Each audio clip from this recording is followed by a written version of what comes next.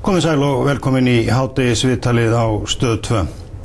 Sumum kann að finnast að vera ber í bakkafulla lækina að tala enn eina ferðina reimálið, en reimálið nú einu sinni það mál sem hefur valdið hvað mestu fjaðrafoki í pólitík í borginni í mörg undanfarin ár. Og hingað komið til minn Guðmundur Þóroddsson, fyrrverandi forstjóri Orkuveitu Reykjavíkur og forstjóri REIS. Þú ert í stórum viðtölum, Guðmundur, bæði í Morgunblaðinu og Fréttablaðinu helgina sem voru að reifa þessi mál svona út frá þínum bæjardyrum, og margt athyglisvert kemur fram í þessum viðtölum. Reimálið var náttúrulega til þess eins og alþjóð veit að meirihlutinn í Reykjavíkurborg sprakk og fór frá. Ég finnst svona eftir lestur þessara viðtala að mig kannski spyrja þig, fóruð þið embættismennirnir of hratt í málunu? Miðað við svona stjórnmálamennina, fóruð þið aðeins fram úr ykkur?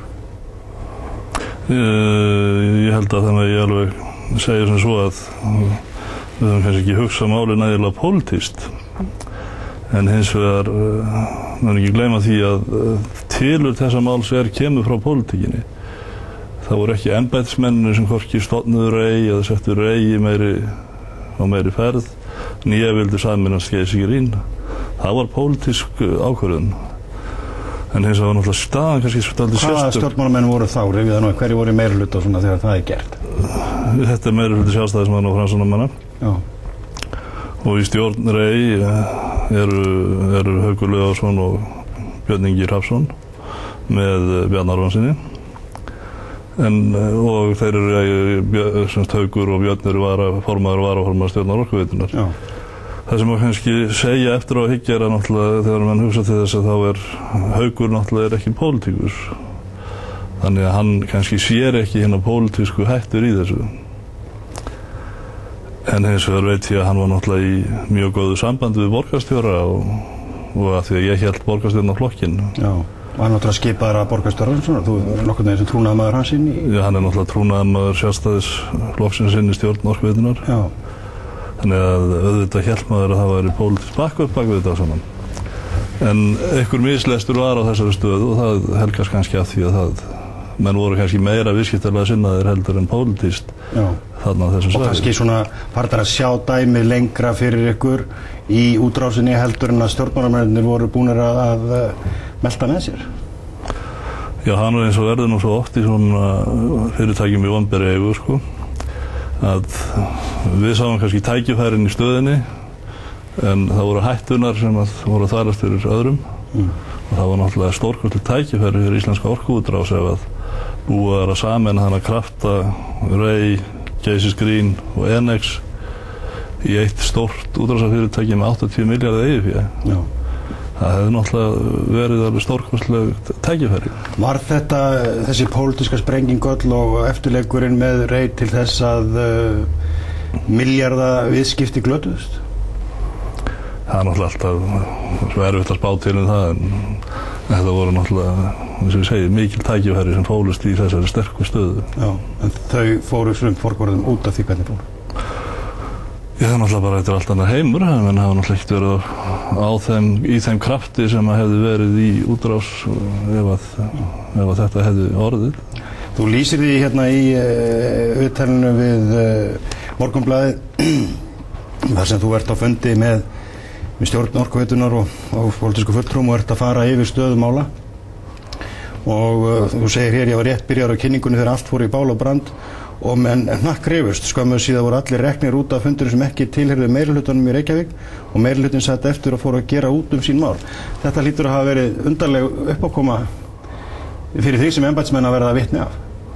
Já, en ég sé rétt taka fram að þetta var sem sagt meirihluti í borgarstöð sem verið var að kynna málið fyrir ásamt fulltrúum Akraness og Borgarness.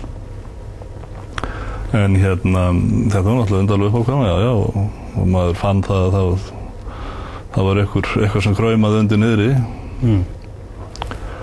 En kom ég nú að vísa dálítið óvart að hópurinn virtist vera að heyra þessu alveg í fyrsta sinn, svona, það mjög margir í honum allavega.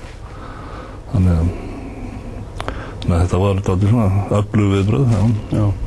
Nú auðvitað vitum við að ágreiningurinn innan Sjálfstæðisflokksins kannski snerist það að hvort að opinbert fyrirtæki ætti að vera í svona starfsemi, áhættu starfsemi jafnvel út í heimi og semst milli þeirra sem töldu að það ætti ekki að gerast og hinna sem að töldu að það væri í lagi.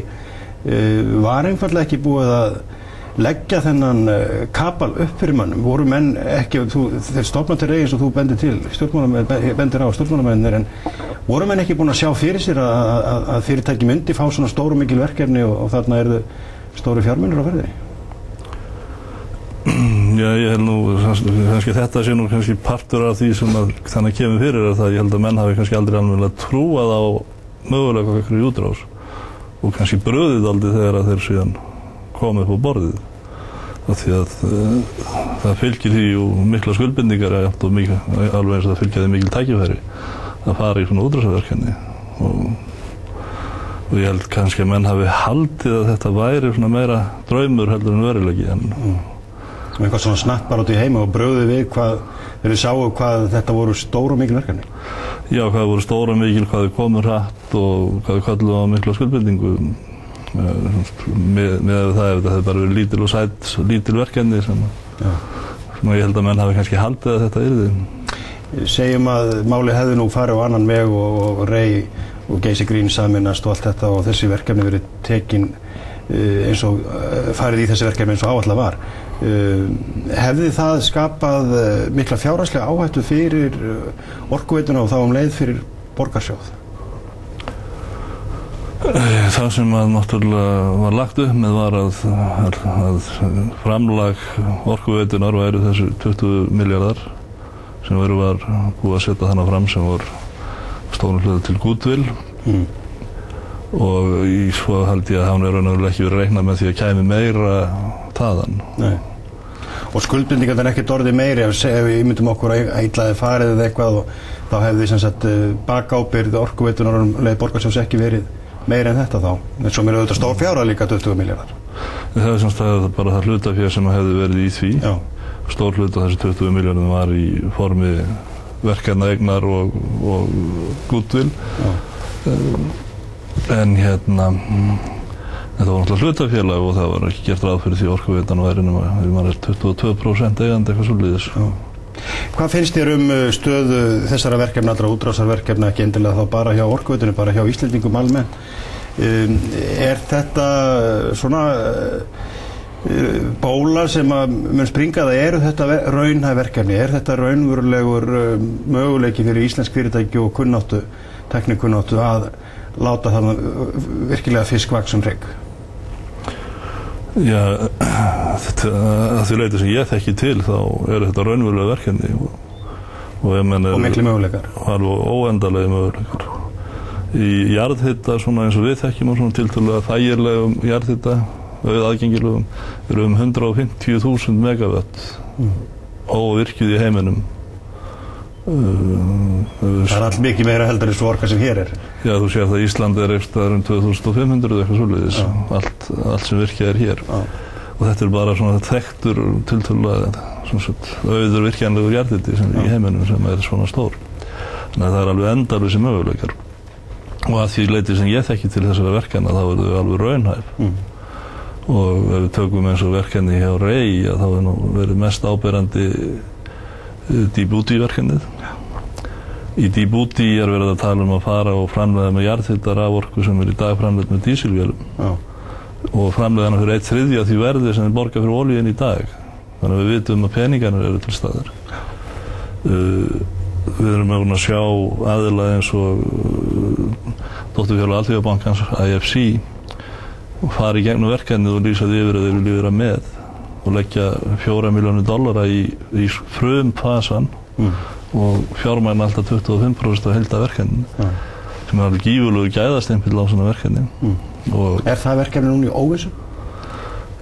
Já, menn verða náttúrulega að standa bak við það sem pólitíkusar og mér hefur sýnst eins og það sé verið að hægja á því verkefni meðan verið að finna Rey tilverugrundvöll, en ég er ekki viss að það verkefni megi við því að bíða mikið. Og þar með farið milljarða tækifæri höndum ef það búrast? Já, það er náttúrulega fjárfestingu upp á hvað var það, 150-200 milljónum dollara, eitthvað 15-20 milljarða, fyrsti áfanginn í Djibouti. Þannig að við sjáum að það mikið verkefni. Já. Rétt að lokum við réttu mínútu eftir, finnst hér svona þegar upp í staðið, þú ert farin frá sem forstjóri bæði Orkuveitunar eftir langt starf hjá henni og hjá Rey, var það að finna blóraböggull? Varst þú blóraböggullin sem að þurft að finna til þess að slaka á spennunni í þessu máli innan borgarkerfisins? Ég veit ekki hvort að það sé rétt mat, sem sagt. Ég gerði náttúrulega líka einhverja kröfur það að menn fyndu þessu farveg til þess að ég vildi vera áfram. Þannig að þetta kannski mál beggja sko hvernig það fer, en hvort að ég blóraböggull veit ég ekki. Það allavega sjá þeir ekki fyrir sér núverandi meirihluti geta starfað með þessum forstjóri. Og trösti farið á milli ykkar. Greinilega. Þannig að það eflaust besta lausnin að ganga hreint til verks. Ég er ekkert að gráta það. Mér finnst þess að kannski að Orkuveitan og starfsmenn Orkuveitunar fái svona dálítið njóti ekki réttrar sínar í öllu þessi málum. Það er alltaf verið að tala um einhver smáverkefni eins og einhverja rækjur eða eitthvað. En menn gleyma hlutum eins og það að orkuverð hefur lækkað 30% á festu verðlagi í rafmagnið. Og borga 20 milljarð í borgarsjóð. Við komumst, vera stórfyrirtæki hér í borginni eins og gegnum tíðina hefur verið. Því miður í tíminn búin Guðmundur komumst ekki lengra. Takk að kærlega fyrir komin til okkar í hádegisviðtalið. Takk sömuleiðis. Hádegisviðtalinu er lokið.